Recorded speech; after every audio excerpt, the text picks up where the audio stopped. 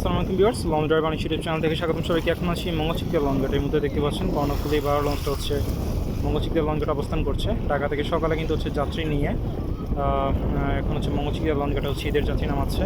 এবং অন্যদিকে চট্টগ্রাম থেকে কিন্তু হচ্ছে 12 আউলিয়া যে জাহাজটা আছে সেটা কিন্তু এসছে। এবং যেহেতু হচ্ছে কর্ণফুলী 12 লঞ্চটা এখনও যাত্রী নামাচ্ছে, তার কারণে সেটা হচ্ছে এখনও দূর অবস্থান করছে। কর্ণফুলী 12 লঞ্চের যাত্রী নামানো শেষ হলে সেই 12 আউলিয়া জাহাজটি হচ্ছে চট্টগ্রাম থেকে যারা যাত্রী এসেছেন না তাদেরকে নামিয়ে কিন্তু হচ্ছে পরবর্তী গন্তব্য বেতুর উদ্দেশ্যে চলে যাবে।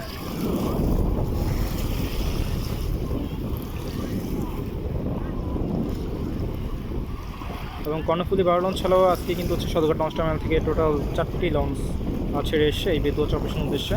এবং বাকি লঞ্চগুলো এখনও হচ্ছে আসেনি এবং সবাই কিন্তু হচ্ছে কর্ণফুলী 12 লঞ্চটি হচ্ছে এই মঙ্গলচিকদিয়া লঞ্চঘাটে এসে পৌঁছেছে।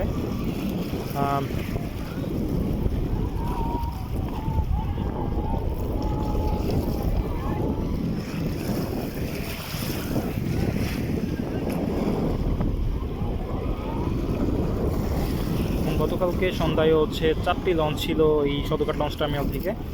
কর্ণফুলী 13, টিপু 14, পারহান 5 এবং হচ্ছে তাসরিফ 3 লঞ্চটি সম্ভবত ছিল। এবং সেই লঞ্চগুলো কিন্তু হচ্ছে যাত্রী নামিয়ে কিন্তু হচ্ছে আবার ঢাকার উদ্দেশ্যে চলে গিয়েছে। সেই লঞ্চগুলো কিন্তু হচ্ছে আজকে আবার সন্ধ্যা 8টা থেকে কিন্তু হচ্ছে লঞ্চগুলো ছাড়া শুরু করবে এই চরপেশন বেতুর উদ্দেশ্যে।